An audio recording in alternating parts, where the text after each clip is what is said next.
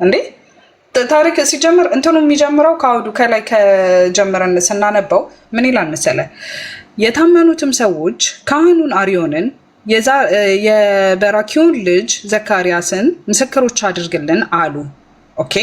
ወደ ነቢይቱም ቀረብሁኝ፣ እርሷም ጸነሰች፣ ወንድ ልጅንም ወለደች። እዛ ጋር ወንድ ልጅም ይወለድልናል ተብሎ የተተነበየው ትንቢት ኦልሬዲ ማንንትን ብሎታል? ነቢይቷ ኦልሬዲ ወልዳለች። ከዛስ በኋላ ምን አለ? እያጎረፈም ወደ አይሁዶች ይገባል፣ እያጥለቀለቀም እስከ አንገትም ይደርሳል። አማኑኤል ሆይ የክፋትን መዘርጋት የእግርህን ስፋት ትሞላለች አለ። ስሙንም ማን ይባላል? ድንቅ መካር፣ ኃያል አምላክ፣ የዘላለም። ስለዚህ ይሄ አማኑኤል የሚለውን ስያሜ መጀመሪያ እዛው በነበሩበት ቦታ ምን ተብሎ ነበረ? ተፈጽሞ ነበር ይሄ ትንቢት። ወንድ ልጅም ተወልዶልናል ነው እንጂ ይወለድልናል የሚል አይደለም። ነቢይቱም ወልደዋለች ኦልሬዲ ይሄን ልጅ። ከዛ አንቺ እንዳልሽው የወለደችው ያቺ ሴት ኃያል አምላክ ነው ማለት ነው። አምላክ የሆነ ሰው አምላክ ማለት ምን ማለት ነው? ኦኬ ሌትስ ሴይ ችግር የለውም። አምላክ ማለት ምን ማለት? አምላክ ማለት አምላክ ማለት አምላክ ማለት ነው። ዩቲ ማለት አይደለም። አንዴ ችግር የለውም። እሺ አብሽር። እኔ አንዴ መልስ በደንብ አድርጌ ልመልስልህ ነው ዩቲ። አይ ምንም በታፍኩ እኮ ልመልስልህ ነው። አንዴ ሻት ተደረባ አንዴ ዩቲ። አቤት። እኔ ከቴ ጋር ማውራት አልችልም እንዴ? አምላክ ማለት ምን ማለት ነው? አምላክ ማለት የሚመለክ ነው፣ ለሱ ብቻ አምልኮት የሚቀርብለት መሰለኝ። ኃያል አምላክ ብሎ ሲል ቆይ ኃያል አምላክ ብሎ ሲል ምን ማለት ነው? ኃያል አምላክ ማለትማ እርሱን ተገዳዳሪ የሌለው ነው። እሺ ኢሳይያስ 9:6 ላይ ኃያል አምላክ የዘላለም አባት ተብሎ ይጠራል ሲል ምን ማለት ነው? ኃያል አምላክ የዘላለም አባት ይባላል ሲባል አንደኛ ኢሳይያስ ላይ ያለው እንደው ለኢየሱስ ከሆነ ወገኖቻችን እያሉ ያሉት ኢየሱስ ክርስቶስ የዘላለም አባት አይደለም። የዘላለም አባት የተባለው አብ ነው። አንደኛ ቆሮንቶስ ማን ነው? ጳውሎስ በመልእክቱ ላይ የክርስቶስ አምላክና አባት ይባረክ ይላል። ስለዚህ አባት ሲባል ደግሞ ልክ የባህሪ ልጅ አለው ማለት አይደለም። የባህሪ ልጅ አለው አምላክ ሳይሆን እንደው እንደ አይሁዳን ሽፍች ምንድነው እንደው ሁላችን ሲያንድ አባት ልጆች አይደለምን? የፈጠረንስ አንድ አይደለምን ይላል። አባት የሚለው አስገኝና ፈጣሪ በሚለው ነው የሚመጣው ማለት ነው። ይሄንን ወገኖቻችን ያልተረዳችውን ነገር አባት የሚለው እንደ ባይብል አምላክ ልጅ አለው እንዴ? ሲጀመር የለውም። ግን አባት የሚለው አስገኝ ካለ መኖር ወደ መኖር ያመጣን ፈጣሪ እንደዛ ነው የሚያስፈልገው። እሺ ስለዚህ አሁን አንተ ያመጣህልን ጥቅስ ዛሬ ሰላም አለይኪ። ስለዚህ አሁን ምዕራፍ 8 ላይ ሄደሽ አንቺ ወአለይኩም ሰላም ወራህመቱላሂ ወበረካቱ እንዴት ናችሁ? ዛንፋት የተወለደው ለማናገር ነው እንጂ ስለዚህ አልሐምዱሊላህ ሀቢበቲ አንቺ እንዴት ነሽ? ደህና ነኝ የኔ ወርቅ። እሺ ቀጥል። ህፃን ልጅም ተወልዶልናል ብሎ በቃ እዛው ጋር እኮ ቀደም ዩቲ ያሳየች ጨረስን። እንትን ላይ ይሄ ጥቅሱ እኮ አለቀ። በቃ እዛው ጋር ህፃኑ ልጅ ተወለደ። እሺ ካልጨረስን ቀጥል። እሺ ቀጥል ካልጨረስክ። እሺ ቀጥለ። አንቺ አሁን የተናገርሽው እርስ በርሱ ይጋጭብሻል። እዛ ጋር ተወለደ ምዕራፍ 8 ላይ ተወልዷል የተወለደ ሰው እንዳለ ትናገሪና ያ የተወለደ ደግሞ እሺ አንቺ እንዳልሽው በዛን ዘመን የተወለደ ከሆነ ያ የተወለደው ሰው ኃያል አምላክ ነው ወይ? ፕላስ ደግሞ እኮ ከታች ያለውን ያን ጥቅስ ስናነብ አላነበብክም ማለት ነው ያለው ታሳመቸሽ። ቆይ አንዴ አላነበብክም። ምድርንም ያጥለቀልቃል እያለ ሲጀመር የሚያወራው ስለ አካባቢያስ ነው። ምድርንም ያጥለቀልቃል ነገስታትንም እንትን ይሉታል እያለ ስለ አካዚያስ ነው እያወራ ያለው። ስለዚህ ይሄ ግን አካዚያስ አንቺ ህፃን ልጅ አምላክነቱን አምላክ ተብሎ የተባለው አብ ነው።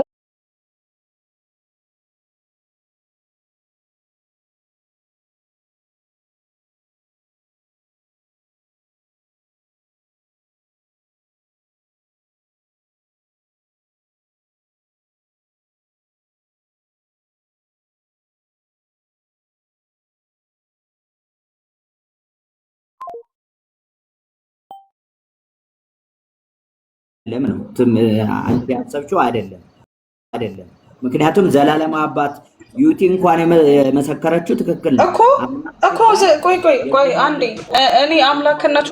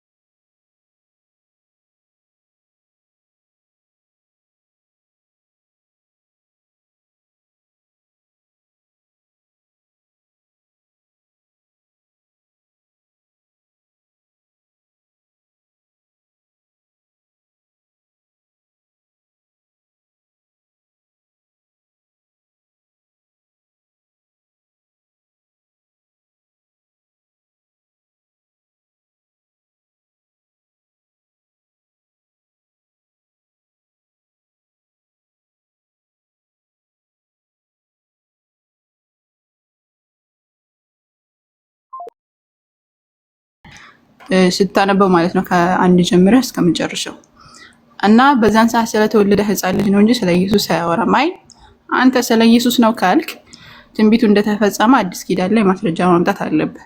ምክንያቱም ትንቢቱ እንደተፈጸመ ምንም አይነት ማስረጃ አዲስ ኪዳን ላይ ስለሌለ ማለት ነው። አሁን መቀጠል ትችላለህ። እሺ እግዚአብሔር ይስጥሽ። ያንቺ ይሻላል።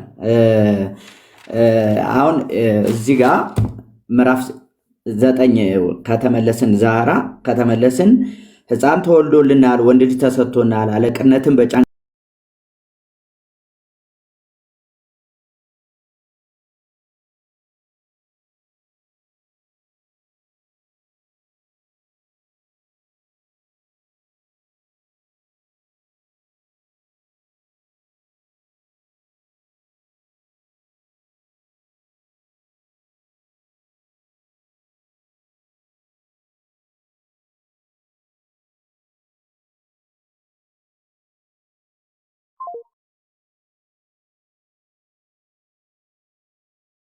አንደኛ አምላክ መሆኑን የሰላም አለቃ መሆኑን የዘላለም አባት መሆኑን ከዛ ደግሞ ለሰላሙ ብዛት ፍጻሜ የሌለው መሆኑን ካሁን ጀምሮ እስከ ዘላለም እንግዲህ ዘላለም የሚለው ገደብ የለውም። እዚህ ጋር የተገለጸው እንዳለችው ቅድስቴ ትክክል ናት። አንዳንድ ጊዜ መንግስታቶች ሲነጋገሩ ሺህ ዓመት ንገስ ለዘላለም እንደዚህ መልካም ምኞታቸውን የሚገልጹበት አገላለጽ ዘላለም የሚባለውን ፍቺ ይይዛል። እዚህ ጋር ግን እንደዛ አይደለም። ዘላለም አሁን ኢየሱስ ክርስቶስ ከመጣና ከሄደ በኋላ እኔም እስከ ዘላለም ከዓለም ፍጻሜ ድረስ ከእናንተ ጋር ነኝ ብሏል። ማርቆስ ወንጌል ምዕራፍ 16 ላይ ወንጌልን ለዓለም ሁሉ ስበኩ፣ ያመነ የተጠመቀ ይድናል፣ ያላመነ ይፈረድበታል፣ የሚያምኑት እነዚህ ምልክቶች ይከተሏቸዋል ብሎ ከተናገረ በኋላ ጌታ ኢየሱስ ወደ ሰማይ ከፍ ከፍ አለ፣ በአባቱ ቀኝ ተቀመጠ። ሐዋርያቶቹም ወጥተው ሰበኩ፣ በሚናገሩት ሁሉ ላይ ቃላቸውን ያጸናላቸው ነበር ይላል። ፕላስ ደግሞ እኔ እስከ ዘላለም ድረስ ከእናንተ ጋር ነኝ ይላል። አሁን ይሄ በአዲስ ኪዳንና በብሉይ ኪዳን የተነገረው ትንግርት ሐዋርያቶቹ ሲተረጉሙ፣ ነቢያቶቹ ሲተነብዩ ሁለቱም ከእግዚአብሔር ተልከው መጥተው የሚናገሩት የእግዚአብሔርን ቃል ነው እንጂ የራሳቸውን ሐሳብ፣ ፍላጎት፣ ምኞት ወይም የሰዎችን ፍላጎት ምኞት አይደለም። ይሄ በመንፈስ ተሞልተው አላህ ነብዩ መሐመድ እንደተናገራቸው እግዚአብሔር ለነብዩ ኢሳያስ እንደተናገረና መጨረሻ ላይ ይሄ አምላክ መሆኑን ኢየሱስ በነቢያቶቹ የተነገረለት ቃል ነው። ለዚህ ደግሞ ማብራሪያ ምዕራፍ 7ንም ልሰጣችሁ ይችላል። ቆይ አንዴ ምዕራፍ 7 ላይ ከመሄድ በፊት እዛው ላይ ይሄ የእግዚአብሔር ቀናት ይሄንን ያደርጋናል።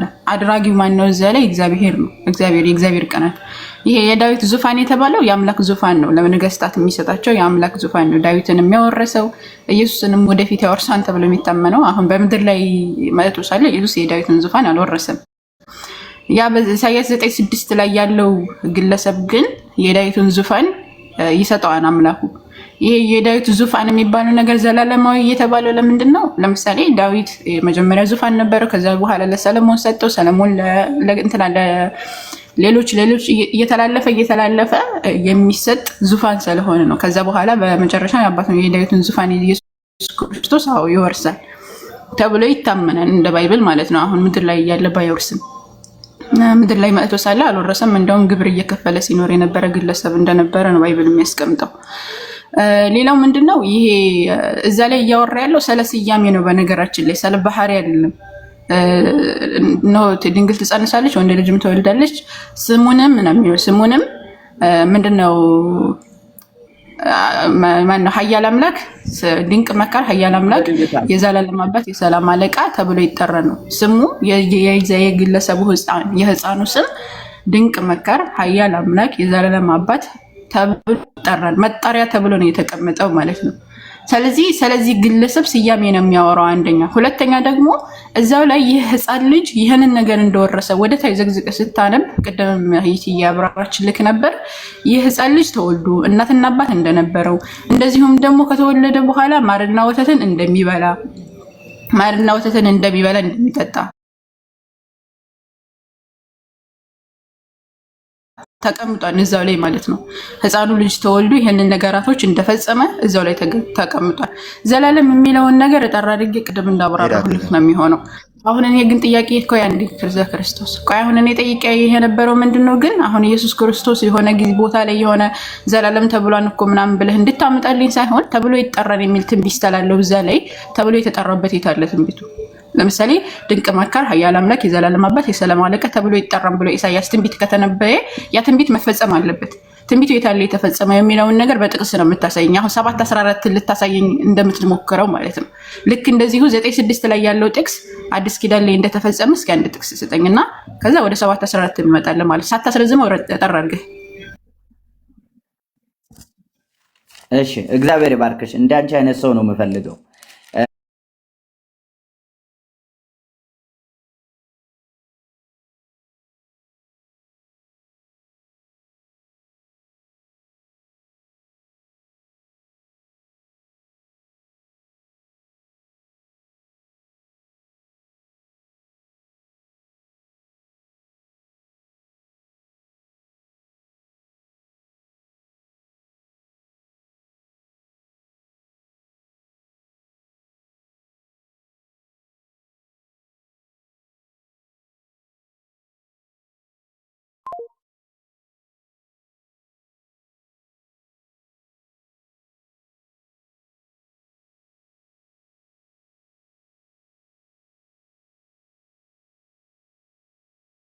አለኝ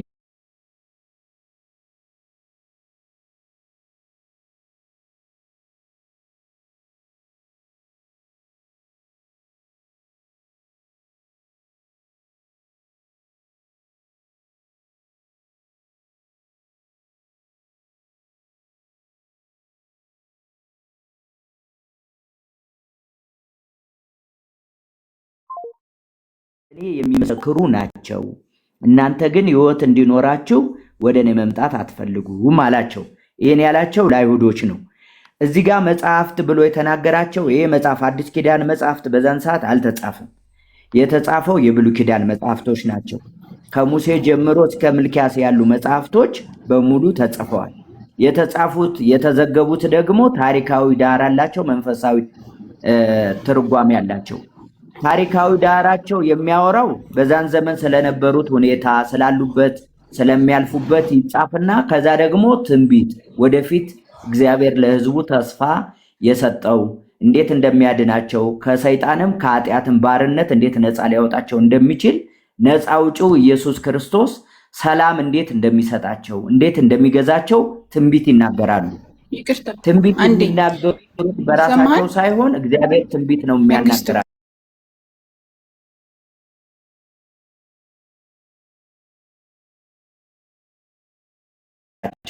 እና በዚህ መልኩ ነው መጽሐፍ ተጽፎ እኛ ጋር የደረሰው።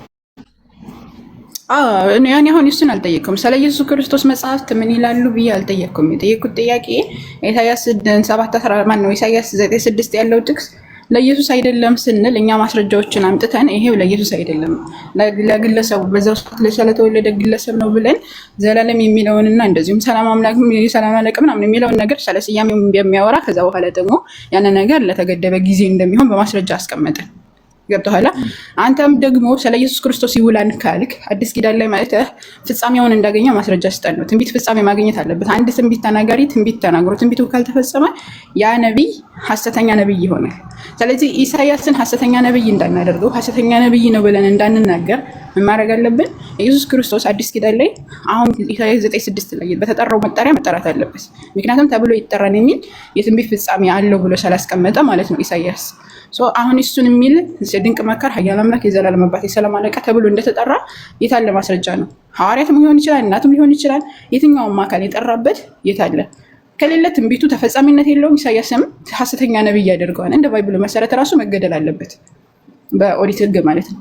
አይ አለ ካልክ ደግሞ ማስረጃውን ብትሰጠን። አሁን የተለያዩ ቦታዎች ላይ እንዳትሄድ ማለት ነው አደራህን። አሁን ያቀደመም አሁን የተለያየ ቦታ ነው የሄድከው ያልተጠየቀውን ማለት ነው ተብሎ የተጠራበት የታለ ነው ጥያቄ የኔ።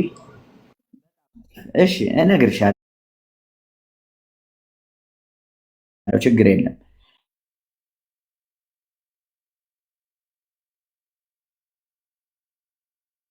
እሺ ዮሐንስ ወንጌል ምዕራፍ 14 ቁጥር 27 ይጅልኝ። ዮሐንስ ወንጌል እሺ እኔ ላንብብላችሁ 27 ቁጥር 27 14 27 ሰላምን እተውላችኋለሁ፣ ሰላሜን እሰጣችኋለሁ፣ እኔ የምሰጣችሁ ዓለም እንደሚሰጣችሁ አይደል። ኢየሱስ የሰላም አለቃ መሆኑን እዚህ ጋር ሰላም እንዴት እንደሚሰጥ ይናገራል። አንድ በይ። ሁለተኛ ደግሞ ሉቃስ መጽሐፍ እንደዛ አይደለም ያልኩት ተብሎ የተጠራበት ኢየሱስ እንዴት እንደሚሰጥ ተብሎ የተጠራበት መዝገብ ማን ነው መንግስት ተብሎ የተጠራና ትንቢቱ የሚለው ኢየሱስ ሰላምን የሚሰጥ ነው ወይስ አይደለም ሳይሆን የኔ ጥያቄ እዛ ላይ በትንቢቱ መሰረት ትንቢቱን እንፈጽመው ነው እያልኩ ያለው። ትንቢቱ የማይፈጸም ከሆነ ሁለት አካላቶች ነው የምናጣው። አንደኛ እናንተ ኢሳይያስ 9:6 ለኢየሱስ ነው ብላችሁ የምታሙት ነገር እንፍቃለን ወይም እናስለቅቃለን። ሁለተኛ እንትና ኢሳይያስ ሐሰተኛ ነው ብለን እንድንመሰክር ያደርገናል ማለት ነው። በባይብሉ መሰረት ነው የምልህ። አሁን እዚህ ላይ ኢሳይያስ 9:6 ላይ ያለው የሰላም አለቃ የዘላለም አባት ተብሎ እንደሚጠራ የዘላለም አባት የሰላም አለቃ ተብሎ እንደሚጠራ እዛ ላይ ኢሳይያስ 9:6 ላይ ያለው ጥቅስ ሙሉ በሙሉ አዲስ ኪዳን ላይ መፈጸም አለበት ማለት ነው። በኢየሱስ ላይ ለኢየሱስ ነው ትንቢቱ ከተባለ ማስረጃውን እባክህን ስጠን። እሺ በጣም አሪፍ። እሺ አሁን ሌላ ቦታ እንዳትሄድ እሺ። ተብሎ የተጠራበት 678 ሰዎች እንዳልመሰለች ሙሉ ለሙሉ እንዲህ ተብሎ ሙሉ ለሙሉ ያ ቁጥሩና 9:6-7 ምዕራፍ 9 ቁጥር 6 እና 7 እሱ ሙሉ ኮፒ ተደርጎ አዲስ ኪዳን ላይ አልተጻፈም። ሙሉ ለሙሉ ተረጂ ሙሉ ለሙሉ አልተጻፈም። እናመሰግናለን። ትንቢቱ ለኢየሱስ ክርስቶስ አይደለም። እሱ ደግሞ አሁን እኔ ልክ እንደዚህ እንዳልኩሽ አሁን ልክ ይህን ብዬ እንዳልኩሽ ኢየሱስ የሰላም አለቃ አሁን የሰላም አለቃ ነው ተብሎ ተጽፏል አይደል? እዛ ጋር ቁጥር 6 ልክ የሆነ ግለሰብ እንደዚህ ተብሏልና ስለዚህ ይሄ ሊሆን ይችላል የሚል ግምት እኮ አይደለም የተጠቀመበት ትንቢቱ ላይ። አዲስ ኪዳን ደግሞ ምዕራፍ 14 ቁጥር 27 አልኩሽ ሰላሜን እሰጣችኋለሁ፣ እኔ የምሰጣችሁ ሰላም ዓለም እንደሚሰጣችሁ አይደለም አለ። ማን ነው እንደዚህ ያለው? ኢየሱስ። ሰላምን እሰጣችኋለሁ ብሏን ይላል ተብሎ እኮ አይደለም ትንቢቱ ላይ የተጻፈው። ሰላምን እሰጣችኋለሁ ይላል ያ ሲመጣ ተብሎ እኮ አይደለም። ያ አካል ሲመጣ እንደዛ ብሎ ይናገራን ሳይሆን ትንቢቱ እንደዛ ተብሎ ይጠራን የሚለው ትንቢቱ በተነገረው መሰረት መፈጸም አለበት። ካልተፈጸመ ያ ትንቢት ስህተት ነው፣ ያለ ቦታው ነው ያመጣችሁት፣ ወይም ደግሞ ትንቢቱ ለኢየሱስ ነው ብለው ተናግሮ ከሆነ ትንቢቱ አልተፈጸመ ካልተፈጸመ ትክክል አይደለም የሚለውን ነገር ነው የምንይዘው። መንግስቱ ጥሩ ታዛቢዎች ታዝበዋል ብዬ አስባለሁ። 9:7-14 ላይ እንሂድ። አይደለም እያንዳንዱ ቃል አዲስ ኪዳን ላይ ተጽፏል፣ ግን ተበታትኖ ስለተጻፈ መግጠም አለብን። ለአንቺ ገጥሜ ነው ተበታትኖ የተጻፈበት የለም። ተበታትኖ የተጻፈው አሁን ተብሎ የተጠራበት ሳይሆን አንተ ይሆናል ብለህ ያሰብከው በምናብህ የሳልከውን ነገር ለመፈጸም እየሞከርክ ነው። ኢየሱስ ክርስቶስ ሰላም እንሰጣችኋለሁ ብሏል። ስለዚህ የሰላም አለቃ ነው ብለህ እየወሰድክ ነው። ገብቶሃል? ሰላም እንሰጣችኋለሁ የሚለው ከሰላም እንሰጣ እንደዛ አይሆንማ። እንደዛ አይሆንም። ትንቢት እንደዛ አይደለም የሚፈጸመው። አሁን 7:14 ላይ ያለው ኢየሱስ ሰላም እንደሚሰጥ ሞክሯል። የሰላም አለቃ ነው ተብሎ ተተንብዮ እኔ ደግሞ ሰላም ሰጣለሁ ካለ ምን ይበልሽ? ከዚህ በላይ ምን ማስረጃ ያምጣ? ኖ እንደዛ አይደለማ። እንደዛ አይደለም። ትንቢቱ እንደዛ አይደለም። ትንቢቱ መፈጸም ያለበት በተነገረው መሰረት ነው መፈጸም ያለበት። ትንቢቱ ካልተፈጸመ ሐሰተኛ ነው የሚሆነው። ገብቶሃል? ነብዩ ምን ብሎ ተናገረ? የሰላም አለቃ ነው ብሎ ተናገረ። ኢየሱስ ደግሞ እኔ ሰላም እሰጣቸዋለሁ፣ እኔ የምሰጣችሁ ሰላም ዓለም እንደሚሰጣቸው አይደለም አለ። አሁን እሺ ከዚህ ሰላም አለቃ ነብዩ ያለው ግን ተብሎ ይጠራና ይሉ ነብዩ እንጂ ሰላም ይሰጣችኋል ይላል አይደለም። ሰላም እንሰጣችኋል ይላል ሳይሆን ተብሎ ይጠራና ያለው። እሺ የሰላም ታዲያ ተብሎ የሚጠራው እኮ የሰላም አለቃ ስለሆነ ነው እንዴ? አሁን ይሄን ራሱ እኮ የታለ ተብሎ የተጠራ ነው። በነብዩ ትንቢት መሰረት የታለ ተብሎ የተጠራ ወይ? እዚህ ጋር አንድ ሀሳብ ስለመጣልኝ ነው በመሀል ልገባ ሳይሆን በጣም እየደጋገመው ስለነበረ ሰላምን ለሰጣችሁ ምናምን እያልከ ያለውና ክርስቶስ ደግሞ እኔ ሰላምን ለማምጣት የመጣው አይምሰላችሁ፣ እናት ከልጇ አለለይ ነው፣ ምራት ከአማቷ አለለይ ነው ይላል። እንዴት ታየዋለህ? ይሄንን ለማለት ነው ዛህሩ ቀጥይ። ሰላምን ላመጣ አልመጣውም ሰይፍን ላመጣ እንጂ ይላል እና አትደጋግሙ ይሄንን። እሺ ዩቲ እግዚአብሔር ይስጥሽ፣ ትክክል ነሽ። ቆይ ወደዛ እንዳትሄድ። ቆይ አሁን ይሄ ትንቢት ተፈጻሚነት ያገኘበት አዲስ ኪዳን ላይ አንድ ጥቅስ የለም። አሁን ይሄ ጥቅስ ከሌለ 7:14 ላይ እንሄድ። 7:14 ላይ ይሄን ጥቅስ አሁን ካላመጣ፣ ምክንያቱም አሁን ድጋሚ ብናወራበት መንግስቱ ሰዎችን ነው የምናሰለቸው። ስለዚህ ምንድን ነው የምታደርግልኝ መሰለህ? 7:14 እንሄድና 7:14ም ስለ ኢየሱስ ትንቢቱ እንዳልተፈጸመ እዛ ላይ ማሳያለሁ። አሁን እዛ ላይ ለመፈጸም የወንጌል ጸሐፊዎች ለመፈጸም ሞክረዋል። እዛ ላይ ግን አልተፈጸመም። እንደዛ ሆኖ ይላአሰፍ እና አሁን እዛ ሞክረው እኮ አይደለም ሞክረው ሳይሆን ትክክለኛ የተነገረው ጥቅሱን እንየውና ከዛ ሞክረው ነው የሚለውን ነገር ቆይ እሺ አዲስ ኪዳን ላይ ወንድ ልጅ ተሰጥቶናል ነው የሚለው አይደለ? እዚህ አዲስ ኪዳን ላይ ደግሞ ምንድነው ያለ? ገብርኤል መጥቶ ወንድ ልጅ ትወልጃለሽ አላላትም? ቆይ እንጂ አይደለም እንደዛ አይደለም እኮ ትንቢት እኮ በተባለ መሰረት ነው አይደል እንደሚፈጸመው። መንግስቱ እንደዚህ ተብሎ ይደረጋል ካለ ያን ነገር መደረግ አለበት፣ መፈጸም አለበት በተባለ መሰረት። ገብርኤል መጥቶ ያውም ገብርኤል እኮ ነው ያበሰራት ለማርያም። አሁን 7:14 ስትቀሳውና ከዛ ከመጀመሪያ ከንባቡን ጀምር፣ ከዛ ወደ ጥቅሱ አንብበው። ጥቅሱ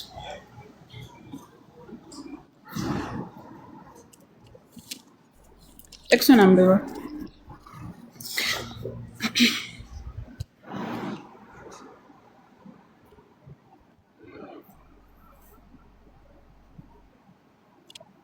ኦኬ እሺ፣ ዩቲንና ጀስሚን ፎሎ አድርጓቸው። እሺ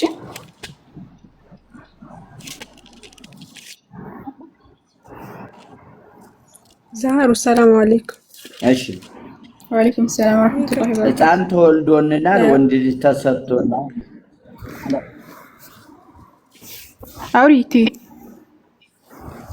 አይ ከዚህ እንትን ምን ነው ገስት ላይ አላገኘሁሽም ነበርና ነገ ዲቤት ስላለኝ እንድትገኝልሽ ፈልጌ ነው። አይ አውቃለሁኝ። ኧረ ኢንሻአላህ እመጣለሁ። አላህ ያግዝሽ። አላህ ሐቅን በላይ ያድርግ። በአፍሽ ሀቢበት በርቺ የኔ ጎበዝ።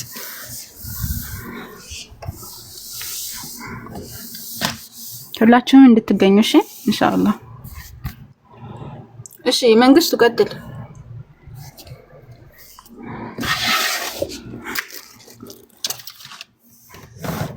መንግስቱ እሺ እሺ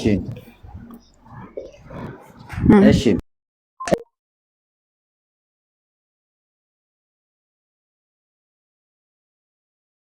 ላይ ተቀምጧል አልኩ። ተበታትኖ ነው የተጻፈው። አንድ ቦታ እንዲህ ወጥ ብሎ አታገኘውም። ለምሳሌ የኢሳይያስ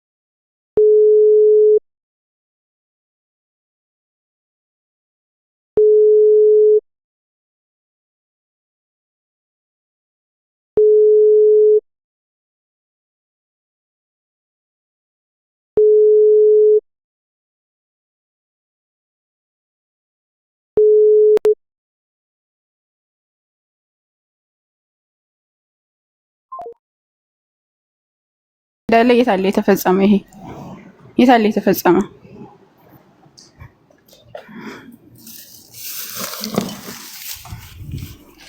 አዲስ ኪዳን ላይ የታለ የተፈጸመው?